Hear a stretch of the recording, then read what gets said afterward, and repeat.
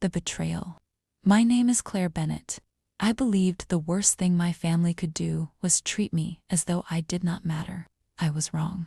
The trip was supposed to be peaceful 5 nights at a beachfront hotel in South Carolina with my parents, my older sister Vanessa, her husband Mark, their 2 sons, and my 6-year-old daughter, Lily. My husband, Daniel, had died in a construction accident 2 years earlier. Since his funeral, I had avoided family vacations, celebrations, and nearly every situation that required pretending I was fine. This was the first trip I had finally agreed to take, hoping it would bring a sense of normal back into Lily's life. I paid for my own room and every single expense connected to Lily, her meals, her pink swimsuit, her seashell bucket, and even the rental car my parents repeatedly borrowed whenever they claimed they had forgotten something at the store. On the second afternoon, Lily became exhausted after spending too much time in the sun, so took her upstairs to rest. When we entered our room, Vanessa was already sitting on my bed, scrolling through her phone while her sons watched cartoons on the television. "This room isn't a daycare," she said without looking up. "It's my room," I replied calmly. She gave me a small, dismissive smile. "Mom said we could use it while housekeeping finishes ours."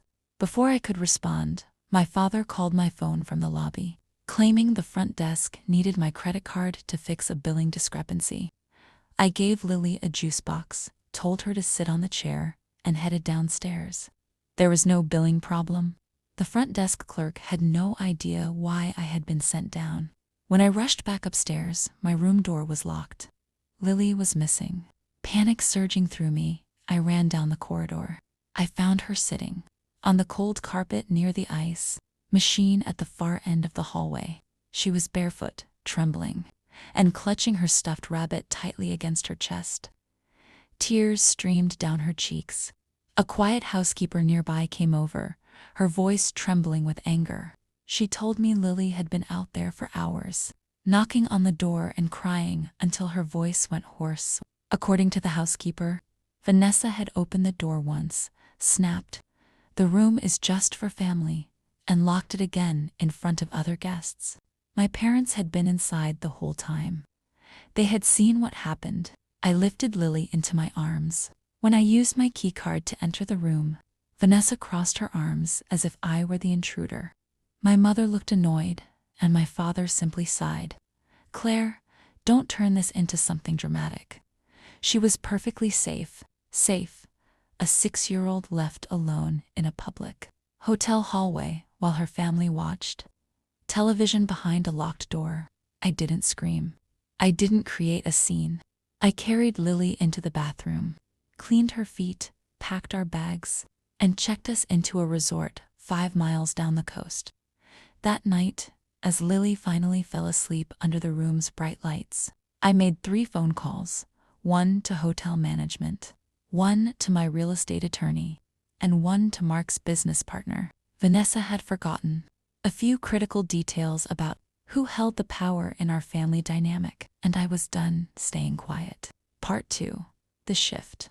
The first call was to hotel management. Because I held a high-tier reward status and had paid for the room under my name, El Tormally reported the unauthorized occupants who were staying in my paid room, along with the safety violation regarding my minor daughter. The management acted swiftly. They cleared my belongings, charged my sister's credit card for the full rate of the room they were occupying, and flagged their reservation.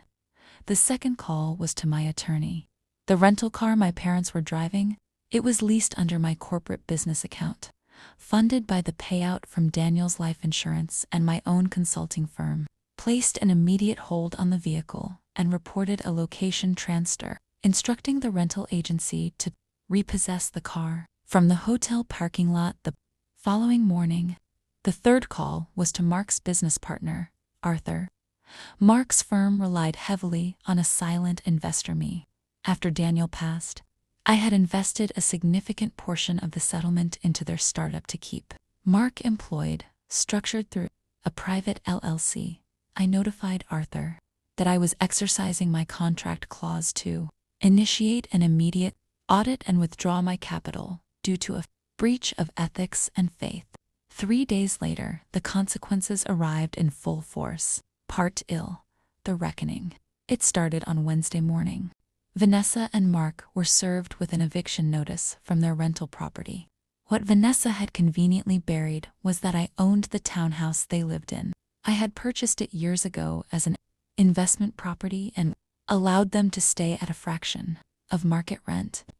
Following the incident, I instructed my property manager to enforce the lease terms strictly and initiate non-renewal procedures immediately due to repeated late payments. Simultaneously, Mark arrived at his office to find his access restricted pending the financial audit requested by the primary investor. When he confronted Arthur, he was handed a summary of the withdrawal terms.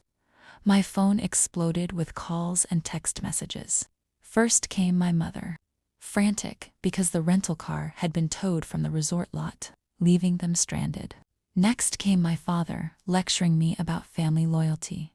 Finally, Vanessa called, her voice no longer cold or dismissive, but shrill and panicked. "How could you do this to us?" she screamed over the phone. "We're your family." I sat on the balcony of our quiet beachfront suite, watching Lily peacefully build a sand on the beach below with a hotel caregiver had hired.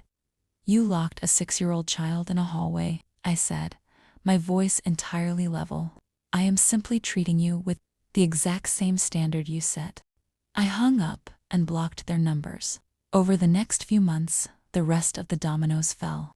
Mark had to take out a personal loan to buy out my share of his business, forcing them to downsize their lifestyle drastically. They moved into a small 2-bedroom apartment across town.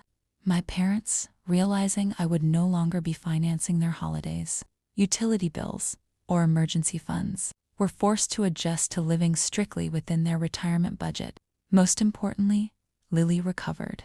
With time, stability, and a mother who finally drew a hard line to protect her, the fear faded. I learned a valuable lesson that summer. Blood makes you related, but respect and love make you family. And I would never let anyone make my daughter feel homeless again.